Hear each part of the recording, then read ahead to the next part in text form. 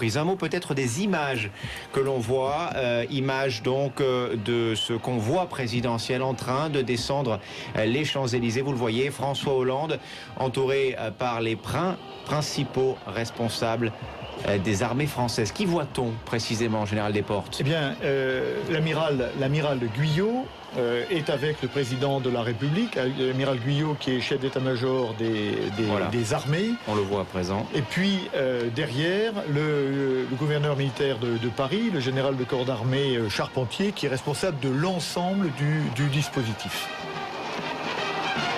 Et puis ils sont la garde républicaine, c'est la dernière unité montée en France qui assure avec beaucoup de panache cette descente des Champs-Élysées. Alors certains disent pourquoi avoir une garde à cheval, ça coûte de l'argent. Ça a été l'un des débats, l'une des questions soulevées d'ailleurs par la Cour des comptes récemment. Oui, effectivement, dans le rapport de la Cour des comptes sur la gestion des budgets en général et celui de la défense en particulier, il y avait un certain nombre de critiques de la part des cours des comptes sur le train de vie au fond de la garde républicaine qui n'a pas été épargné par les critiques des magistrats de la Cour des comptes.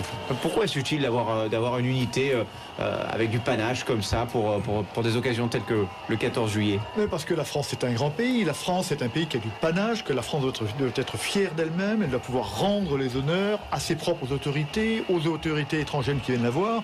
Si vous êtes un grand pays, si vous voulez, eh bien vous devez être sur un standing de grand pays. Je ne nie pas qu'on ne puisse pas faire des économies à droite ou à gauche, mais je crois qu'on doit conserver les instruments de sa grandeur, et la garde républicaine en fait sûrement partie.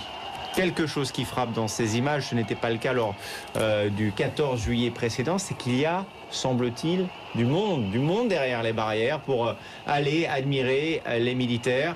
Un 14 juillet qui est, il faut bien le dire, la vitrine de cette armée française. Ça va moins bien, en général, dans l'arrière-boutique.